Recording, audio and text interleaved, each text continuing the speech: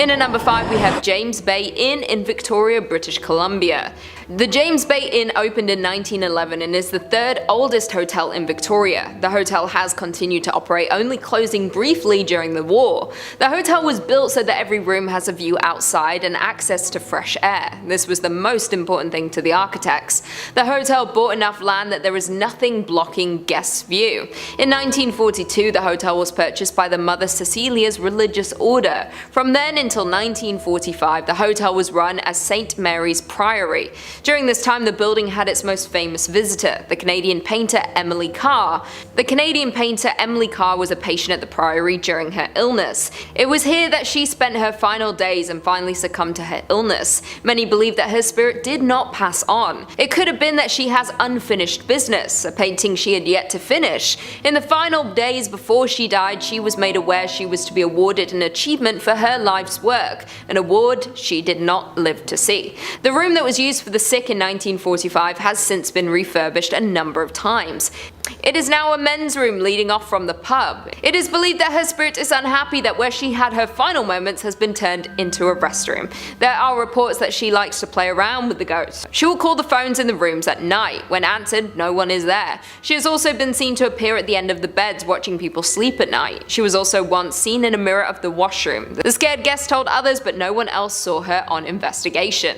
In at number 4 we have Fairmont Royal York in Toronto. Opened in 1929 by Canadian Pacific Hotels, the Fairmont Royal York in Toronto has been a member of historic hotels worldwide since 2017. When it first opened, the hotel was the tallest structure in the entire British Empire. Within a year, the demand for the hotel grew so much the hotel already had its first renovations to add more rooms.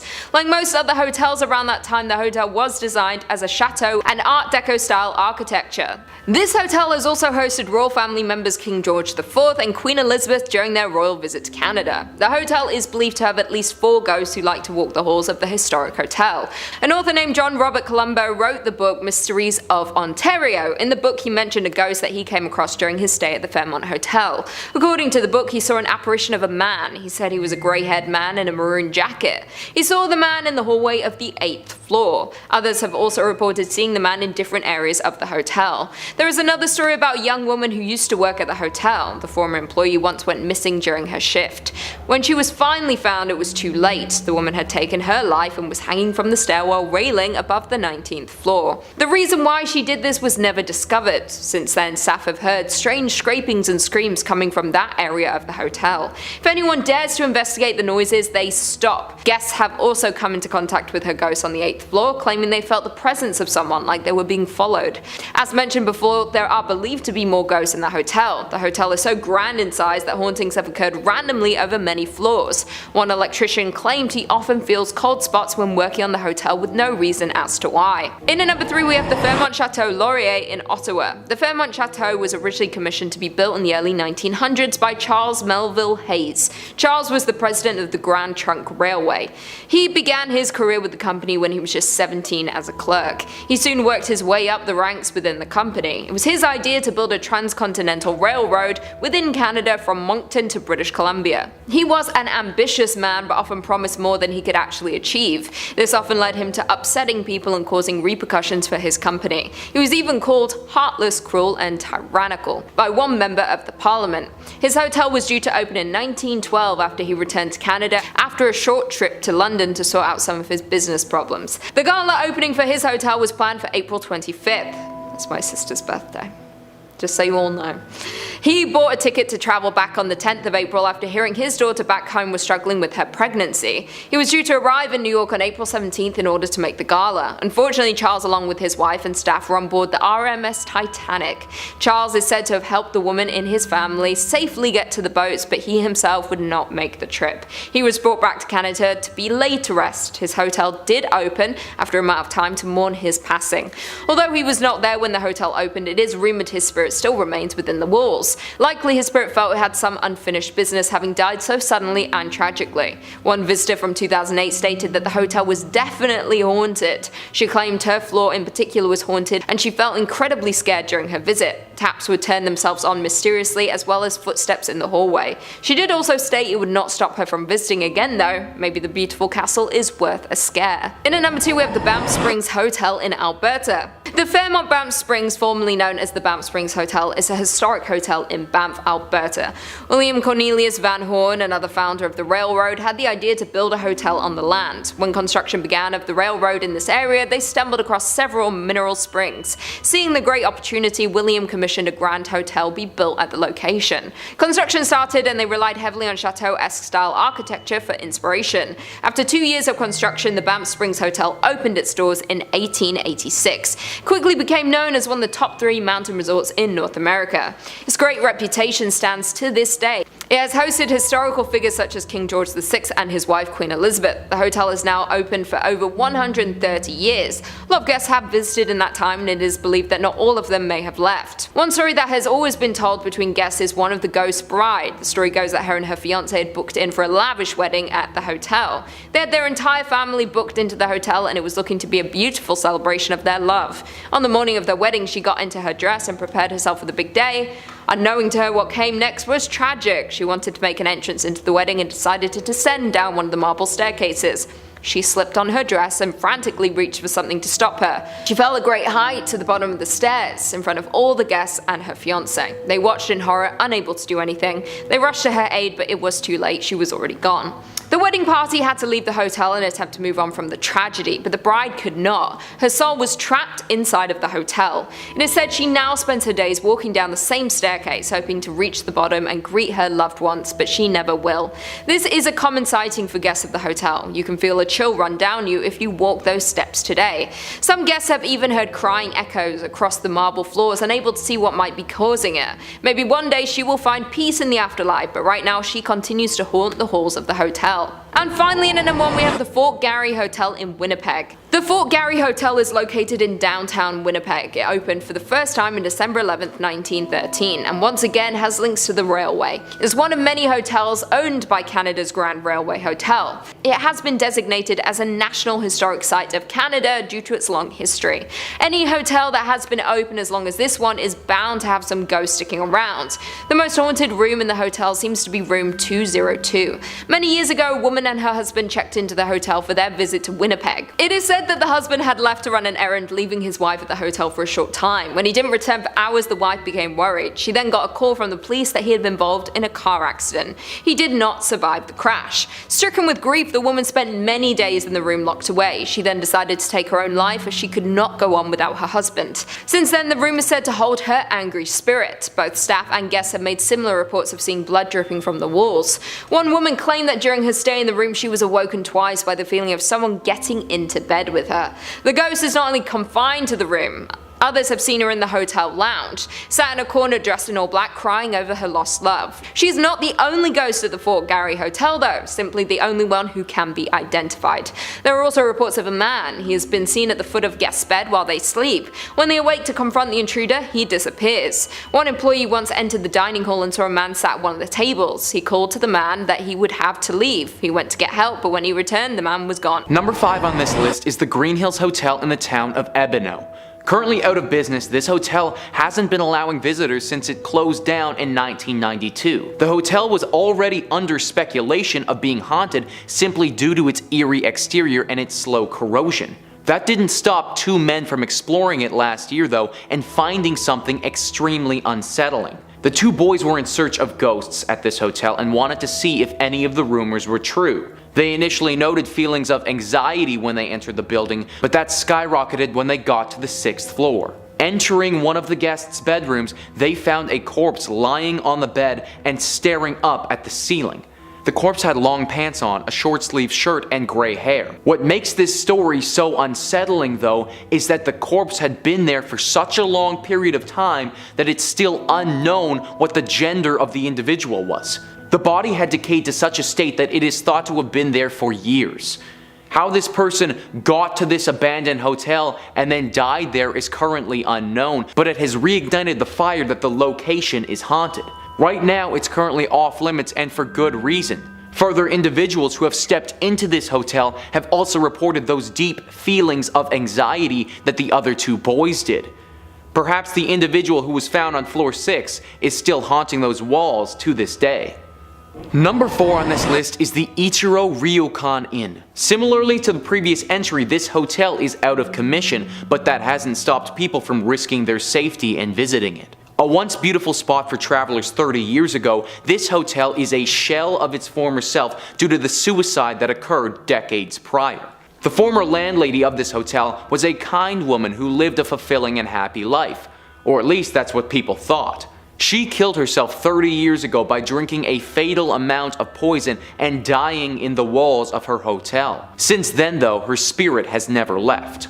After her death, the hotel attempted to remain open for a few more years, but eventually it had to shut down due to the haunting. This lady's spirit has a grip hold over this place and made it very clear to anyone who entered that they were unwelcome. An apparition resembling her would often be seen in the corridors, screaming and crying at the top of her lungs. Many guests reported that a vision of her was stalking them the entire time that they were there and that they felt very unsafe. There was a thought that they would simply tear down this old hotel at one point, but the people in charge heard a ghostly cry warning them not to. To this day, the ruins still stand there completely abandoned except for the old landlady's spirit who continues to haunt the halls. At number 3, we have the Marode International Hotel in Narita. This hotel is still functioning and can be stayed in if you like, however, I wouldn't advise it. In 1999, the hotel, and more specifically room 1272, was the site of an amateur mummification. In Japan at that time, there was a cult group called Lifespace. One of the key members was a 61-year-old man named Koji Takahashi. After suffering a fall in the bathroom and a bad hit to the head, Koji had to go to the hospital. While he was there, it was discovered that he had a very severe cerebral hemorrhage and needed constant hospital care. Disagreeing with this, he had some fellow cult members, including his son, bring him to the Marode International Hotel and begin a ritual on him that would save him from his ailment. This ritual was named by the group Shaky Pats and had them gently touching his body in an effort to cleanse it. This obviously did not work and Takahashi died soon afterwards. His death was no deterrent though, as this ritual went on for 4 more months in this hotel room. Even though the smell of rotting flesh and a decomposing body filled the air, the remaining cult members claimed that he was still alive. After roughly 5 months of ceremonies being performed on this decaying body, the police finally broke into the hotel room and arrested everybody involved. They didn't come fast enough though, because 5 months was long enough for Takahashi's spirit to cling on to that specific hotel room. Now, guests of that room consistently report hearing strange sounds coming from apparently nowhere. They also say that they hear the drops of water or running tap water, but when they go and check the washroom, nothing was left on. After having a dead body decompose for 5 months in that room, it's no wonder that this hotel is haunted. Number 2 on this list is the Nakagushu Hotel ruins. These hotel ruins lie only 50 meters away from Nakagashu Castle. Even though this was supposed to be a hotel, it didn't serve its purpose very well because it's only ever housed 1 guest. The building of this hotel started roughly 50 years ago in the 1970s against the strong pushback from the Buddhist monks in the surrounding area. The local monks consistently warned the owner of this project to build elsewhere because the site he had chosen was on top of some ancient and sacred graves. The monks believed that building this hotel would anger the spirits of these past souls and they would enact revenge on the members of the hotel. The owner of this site refused to heed their warnings and decided to prove them wrong by spending a night by himself in the half-built hotel. When people found him the next morning, he had completely descended into pure madness, with some even referring to him as being demented. He was so far gone that he had to be admitted to an asylum and treated by professionals. After this incident, the building was halted and it's never been resumed. Today the site is full of vegetation and growth and slowly crumbling to the ground from general decay. Locals still believe that it's haunted with the ancient spirits that were angered 50 years prior, and it's been ruled off limits for visitors. Number 1 on this list is the Akasaka Weekly Mansion. This spot has got to be the most dangerous on this list. This hotel is located in downtown Tokyo and is considered to be one of the most haunted spots in the country. What makes this place so haunted is just how many atrocities it has become home to. From deaths, to suicides, to even kidnappings, the walls of this hotel have seen some horrific things. Guests here have reported several different unique, strange occurrences from their stay, stay. A common report is white mist flowing through the air vents and filling your room. The mist is cold and changes the temperature of that room, so you're practically freezing. Guests have also said that figures will appear in their rooms in the night. This can be at the foot of their bed or in the doorway. Sometimes these shadowy figures just stand and watch, but some guests haven't been that lucky. One woman described standing up and then having this being push them back on the bed, paralyzing them so that they couldn't fight or run away. Another guest describes an incident where they saw a shadowy creature and tried to run to the door. This devilish apparition tripped them to the ground and dragged them by their legs back into the room. They proceeded to attack this individual until they had decided that they had had enough. The person staying in this room came out about this story the next day and showed off her back where she had countless scratches that resembled some strange looking claws. Somebody finally had the bright idea to tear down this hotel. However, instead of leave the area alone, they built another hotel directly on top of it called the My Stays Premier.